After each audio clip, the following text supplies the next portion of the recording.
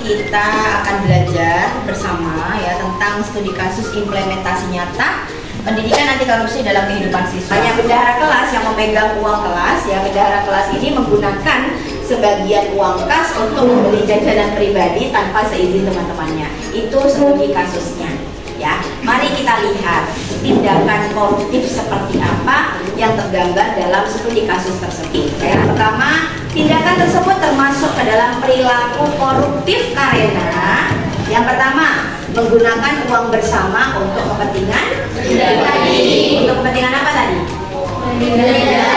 Jajanan ya. Yang kedua, tidak jujur dalam pengelolaan uang. Berarti di sini si bendahara ini berperilaku tidak jujur karena tidak transparan kepada teman-temannya. Uang ini digunakan untuk apa saja, dan dia si bendahara ini tidak berizin dulu ya, tidak melakukan izin terlebih dahulu kepada teman-temannya yang memiliki dana bersama itu tadi. Kemudian yang ketiga, menyalahgunakan kepercayaan teman-teman. Ini yang penting. Jadi orang itu tidak mau percaya sama kita lagi karena apa? Kita menyalahgunakan kepercayaan teman terhadap kita. Nah, ada dampak negatifnya dari perilaku koruptif tadi. Yang pertama, teman akan kehilangan kepercayaan, sudah pasti. Yang kedua, dana kelas itu akan berkurang. Kenapa ya? Karena dipakai terus menerus untuk kepentingan pribadi. Yang ketiga, muncul konflik di dalam kelas. Dan yang terakhir, budaya tidak jujur itu akan menjadi kebiasaan. Itu awal mula dari tindakan korupsi. Yang pertama yang dirusak itu adalah nilai integritas. Kalian tahu nggak integritas itu nilai apa? Nilai yang memuat apa? Perilaku yang konsisten ya, yang terkait dengan nilai-nilai moral atau etika. Jadi apa yang dilanggar nilainya? Jujur yang pasti, tidak jujur. Yang kedua, tanggung jawab. Tidak ada tanggung jawab di situ. Kenapa? Dia memakai uang pribadi, uang kelas untuk urusan pribadi. Kemudian dipercaya, berarti tidak ada kepercayaan lagi. Kemudian yang keempat, disiplin. Tidak disiplin dalam mengelola keuangan bersama dan tidak adil. Kenapa dikatakan adilnya itu tidak adil? Karena apa? Karena untuk kepentingan pribadi. Itu disebut dengan tindakan koruptif yang di dalamnya itu sudah merusak nilai integritas. Bisa dipahami? Bisa. Apa? Yang pertama, laporan kas ditempel di setiap minggu. Berarti harus ada laporan kas yang ditempel setiap minggu. Seperti halnya mungkin bendahara kalian yang melaporkan langsung kepada teman-teman kalian ya, dana digunakan untuk apa saja ya.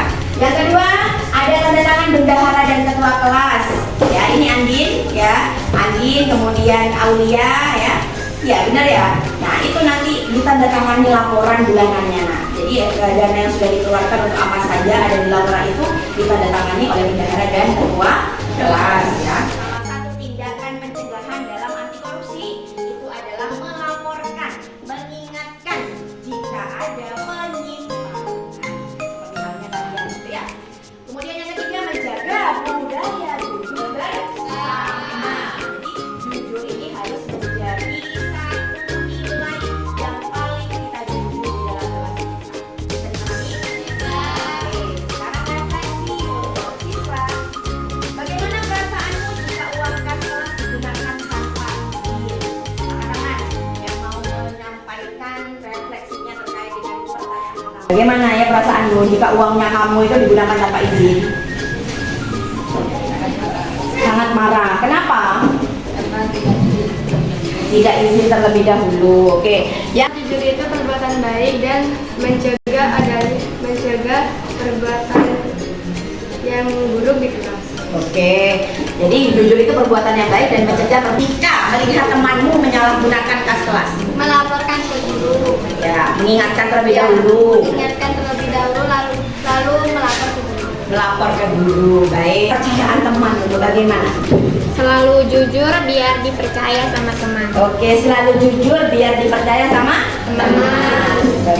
Pesan penutup ya, pesan penutupnya adalah anti korupsi itu dimulai dari hal kecil. Ingat, anti korupsi dimulai dari hal kecil ya. Tidak mencontek adalah anti korupsi ya. Mencontek tahu kan ya? Yang kedua, tidak mengambil hak orang lain. mengambil hak orang lain adalah anti korupsi. Dan yang ketiga, mengelola uang kas dengan jujur adalah anti korupsi ya. Generasi hebat dimulai dari kebiasaan jujur sejak sekolah ya. Oke. Dan pamungkasnya adalah terima kasih. Jauhi sifat korupsi mulai